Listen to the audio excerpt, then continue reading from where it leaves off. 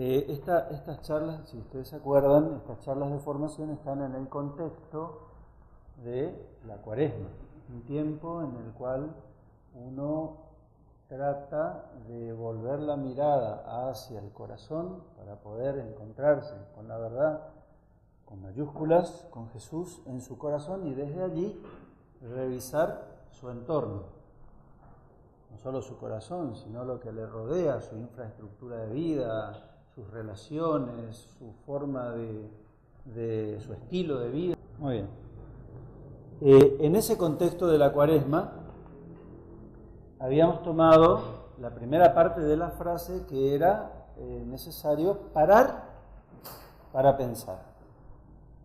Y nos quedamos con la acción del verbo de parar, que, si ustedes se acuerdan, la vez anterior estaba relacionado con el detenerse, con el reposar, con el dar un espacio y generar así, al detenernos, generar así un vacío que hay que llenar. Ahí nos quedamos. En ese vacío, en ese detenernos, frenar la marcha, y en ese vacío generado que hay que trabajarlo. Y que estaría ahora la segunda parte de la frase. Piensa para cambiar. Y nos quedamos en el primer verbo, piensa. Cuando hablamos de pensar, no lo hacemos de una manera meramente secular. No estamos hablando de un ejercicio intelectivo o simplemente de la función de las ciencias del pensamiento, como ser la filosofía, entre otras. Sino, estamos hablando de algo mucho más profundo, esencial e integral. Relacionado con la Cuaresma, pensar qué sería. Si uno para revisar las cosas que no funcionan bien en su vida y genera un vacío, ¿qué sería pensar en ese caso? El discernimiento, que nos permite, podríamos decir así, desintegrar, disgregar la realidad para poder reintegrarla de nuevo con una luz distinta, con una luz más completa. Si ustedes se acuerdan, el año pasado nosotros habíamos dado el tema del discernimiento. Y en la introducción habíamos dicho que el discernimiento tenía una finalidad, un objeto, un término, que era descubrir la voluntad de Dios, que es lo que Dios quiere. Eso, concretándolo, significa, en la práctica o en su contenido, descubrir la verdad que nos hace libres. Sabemos que cristianamente llegamos a la verdad no por un simple concepto, sino por la integración de las verdades. Las verdades que se conjugan en aquello que para nosotros es la palabra de Dios, la verdad, el Evangelio, que se conjugan en una gran verdad. Pero hay que integrarlas, no separarlas, ni tomar una verdad de manera unívoca, polarizada, unilateral, uniforme, sino que el cristiano llega a la verdad a través de la integración de todas las verdades incluidas en aquello que Jesús nos enseñó. Cuando uno integra todas esas verdades de manera orgánica, equilibrada, entonces accede a una verdad mayor. Y eso es justamente el discernimiento. El discernimiento cristiano. Pero también habíamos dicho que esa verdad tiene que aterrizar a la vida, porque si no, no queda en Dios, o queda en la verdad misma. Tiene que bajar al hombre. El hombre, en lo que entendió en su intelecto y comprendió como la verdad y la bajó a su corazón, ¿qué tiene que hacer? Bajarlo a las manos, es decir, obedecer. Si la verdad no termina en la obediencia, es decir, que afecte tu vida, que afecte tu tiempo, que afecte el espacio de tu corazón y tu historia, entonces Es una verdad que no entró en tu existencia, tiene que aterrizar. Por lo tanto, la obediencia es una clave del discernimiento. ¿Está? Esas dos grandes realidades que acompañan al discernimiento cristiano. Nos vamos a volver a dar todo lo que dimos entonces. Simplemente vamos a tomar dos elementos clave que son fundamentales para el discernimiento cristiano. Uno de ellos son los criterios con los cuales uno se mueve para discernir. Porque cuando uno hace un discernimiento, detrás de su apreciación de la verdad y de su valoración de la verdad, hay criterios móviles, fundamentales, principios, que de alguna forma nos hacen acceder a esa verdad. Entonces, es importante que esos criterios y esos principios no sean a la loca, sino que uno los comprenda bien, los nomine, es decir, le ponga un nombre y los trabaje. Además, cuando uno hace un discernimiento, y esta es la segunda clave, previa al discernimiento cristiano, el que discierne, la persona, el sujeto que discierne, tiene un trasfondo. ¿O no? Entonces, uno también tiene que trabajar su trasfondo psicológico, su formación moral, su formación en las ciencias. ¿Por qué? Y porque si el sujeto viene de alguna forma, viene pobre en formación humana, marcado por trastornos de distintos tipos, o sea, por ejemplo, está marcado por muchos traumas o taras, etcétera, etcétera, su apreciación de la realidad, su percepción, su lectura de la realidad va a estar empañada por muchas cosas subjetivas. Entonces también es importante este segundo aspecto, el trasfondo que el sujeto tiene al discernir, porque si no, su discernimiento va a estar marcado por el subjetivismo. Uno va, en vez de discernir la realidad, va a proyectar sobre la realidad su trasfondo, su mundo interno. Entonces, algunos criterios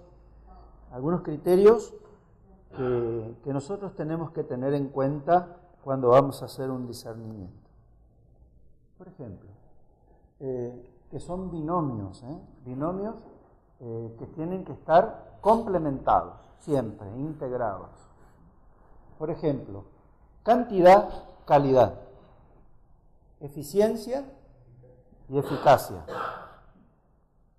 La cantidad y la eficiencia hacen a una cantidad, a la multiplicidad, a la pluriformidad de la realidad.